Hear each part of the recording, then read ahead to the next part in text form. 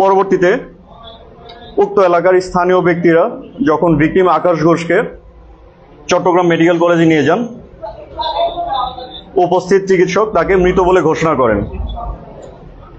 আমাদের র্যাব 7 চট্টগ্রাম উক্ত হত্যাকাণ্ডের রহস্য উদ্ঘাটন ও জড়িতদের আইনের আওতায় নিয়ে আসতে সর্বাত্মক গোয়েন্দা নজরদারি বৃদ্ধি করে।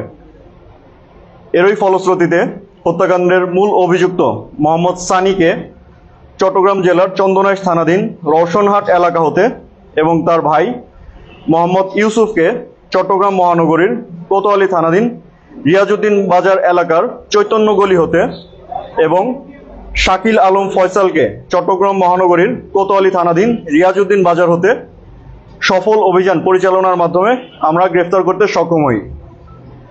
পরবর্তীতে কোতোয়ালি থানাধীন রিয়াজউদ্দিন বাজারের উকিলবাড়ি জামে মসজিদের সামনের নালা হতে আমরা হত্যাকাণ্ডে ব্যবহৃত চাকুটি উদ্ধার করতে সক্ষম হই। প্রাথমিক জিজ্ঞাসাবাদে জানা যায় যে ভিকটিম আকাশ ঘোষ চট্টগ্রাম মহানগরীর গোয়ালপাড়া পুকুরপাড় এলাকার বাসিন্দা এবং পেশায় একজন মোবাইল মেকানিক। আনুমানিক 1 মাস পূর্বে অভিযুক্ত সানি ভিকটিম আকাশের দোকানে তার ব্যবহৃত মোবাইল ফোনের ডিসপ্লে পরিবর্তন করে এবং মেরামত বাবদ 1500 টাকা পরিশোধের জন্য বলেন। অভিযুক্ত সানি কিছু টাকা পরিশোধ করলেও বাকি টাকা পরবর্তীতে পরিশোধ করবে বলে জানান। এরই প্রেক্ষিতে গতই 14ই নভেম্বর 2025 তারিখে আনুমানিক রাত 1টার দিকে ভিকটিম আকাশ ঘোষ তার পাওনা টাকা আদায়ের লক্ষ্যে মোহাম্মদ সানির সাথে সাক্ষাৎ করতে যান এবং উক্ত এলাকায় মোহাম্মদ সানি এবং তার সহযোগীরা পূর্ব পরিকল্পিতভাবে ভিকটিম আকাশ ঘোষকে রক্তাক্তভাবে জখম করে এবং ঘটনাস্থল থেকে পালিয়ে যায়। উদ্ধারকৃত আলামত এবং গ্রেফতারকৃত আসামিদেরকে আমরা পরবর্তীতে সুষ্ঠু তদন্ত ও বিচার কার্যের স্বার্থে কোতোয়ালি থানায় হস্তান্তর করব। ধন্যবাদ।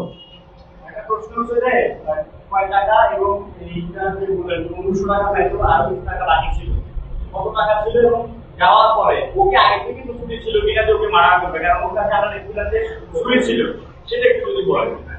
এছাড়া আরেকটা প্রশ্ন ছিল যে এলাকার লোকজন বলছে ওইখানে মূলত মাদক নিয়ে একটা বিষয় রয়েছে, এ ধরনের কোনো তথ্য আপনারা পেয়েছেন কিনা? ধন্যবাদ আপনাদের প্রশ্নের জন্য। প্রাথমিকভাবে মূলত হচ্ছে ভিডিও দেখে এবং প্রাথমিক জিজ্ঞাসাবাদে আমরা যা জানতে পেরেছি প্রাথমিকভাবে এটা পূর্ব পরিকল্পিত হত্যাকাণ্ড এবং এর পিছনে মাদকের সম্পৃক্ততা যারা অভিযুক্ত ব্যক্তি তাদের থাকতে পারে, কিন্তু আমাদের জিজ্ঞাসাবাদে সে ধরনের কোনো তথ্য আমরা এখনো পাইনি। এটা সুষ্ঠু তদন্ত সাপেক্ষে জানা যাবে।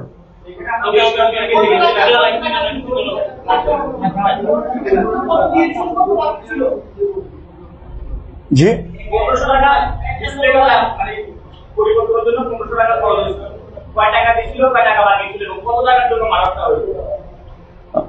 সঠিক অ্যামাউন্টটি আমরা এখনো জানতে পারিনি। আমরা অবশ্যই আমাদের তদন্ত কার্যক্রম যখন সম্পন্ন হবে, শেষ হবে, তখন আপনাদেরকে সঠিক অ্যামাউন্টটি জানাবো। ভিডিওতে আমরা বেশ কয়েকজনকে দেখেছিলাম ওখানে তাকে ছোটানোর চেষ্টা করছে এবং একটা কথা যখন তাকে স্টেপ হয়েছে সে পালায় যায়, দুজনকে আমরা দেখি ঢুকতে। এটা কি আসলে হত্যাকাণ্ডের সাথে জড়িত কিনা বা তারা কি আসলে মারামারি দেখে ওখানে গিয়েছিল? ভিডিওতে যাদেরকে দেখা গিয়েছে তাদের সম্পর্কে তথ্য সংগ্রহ চলমান রয়েছে এবং সংশ্লিষ্ট তদন্ত কর্মকর্তা তিনিও তদন্ত করছেন এবং হচ্ছে যে আমরা এটা পর্যালোচনা করছি। এখানে যারা সম্পৃক্ত তাদেরকে হচ্ছে যে আমরা আইনি আওতায় দ্রুতই নিয়ে আসবো।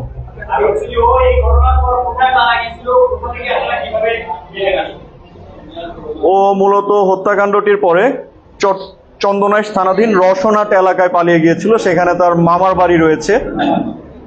তো মূল অভিযুক্ত মোহাম্মদ সানি সে চন্দনাইশ থানাধীন রওশনহাট এলাকায় তার মামার বাড়িতে গিয়ে আত্মগোপনে ছিল। আমরা এই তথ্যটি যখন আমাদের গোয়েন্দা কার্যক্রমের মাধ্যমে নিশ্চিত হতে পেরেছি, আমরা ওই এলাকা থেকে তার মামা বাড়ি থেকে মূলত তাকে আটক করতে সক্ষম হয়েছি। রাজনৈতিক সংশ্লিষ্টতা ছিল কিনা এবং তার কোনো আগের কোনো মামলা কিংবা অন্য কোনো মামলা প্রথম প্রশ্ন, তার রাজনৈতিক সংশ্লিষ্টতার বিষয়ে আমরা এখনো প্রাথমিকভাবে কোনো তথ্য জানতে পারিনি, যেহেতু এই ঘটনার সাথে কোনো রাজনৈতিক সংশ্লিষ্টতা আমরা খুঁজে পাইনি। তবে যদি তার রাজনৈতিক সংশ্লিষ্টতা জানা যায় দেন সেক্ষেত্রে হচ্ছে যে পরবর্তীতে আপনাদেরকে অবগত করা হবে। একটা মানুষ মামলা ছিল যে খুন করে তার ভেতরে মানে এই ধরনের যে মানসিকতাটা সেটা কি আসলে এর আগে কি কোনো অপরাধ সাথে জড়িত ছিল কিনা না বা তার কোনো মামলা এর আগে আসে কিনা এই ধরনের কোনো কিছু পেয়েছে কিনা এবং সে কি মাদকাসক্ত ছিল কিনা সেই সময়? এটা সম্পূর্ণ তদন্ত কার্যক্রম শেষ হলে বলা যাবে। ব্যক্তি মাদকাসক্ত ছিল কিনা এটার জন্য অবশ্যই হচ্ছে যে তার অনেক পরীক্ষা নিরীক্ষার বিষয়াদি আছে। তো তার পূর্ববর্তী মামলার বিষয়ে তথ্য সংগ্রহ চলমান রয়েছে। আচ্ছা, ফাঁকার পর যে রাতে 1:30 বাজে ওখানে গেল, এটা কি স্থানীয় ফোন করে নিয়ে গেছে নাকি তিনি ছেড়েই গেছে?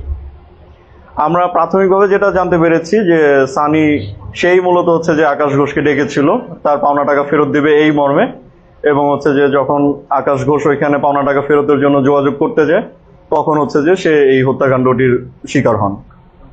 আরেকটি বিষয় সেটি হচ্ছে আমরা দেখছি যে আপনারা হত্যাকাণ্ডের এই আসামিগুলোকে চাইলে 24 ঘন্টার মধ্যে বা 36 ঘন্টার মধ্যে 48 ঘন্টার মধ্যে গ্রেফতার করতে পারছেন।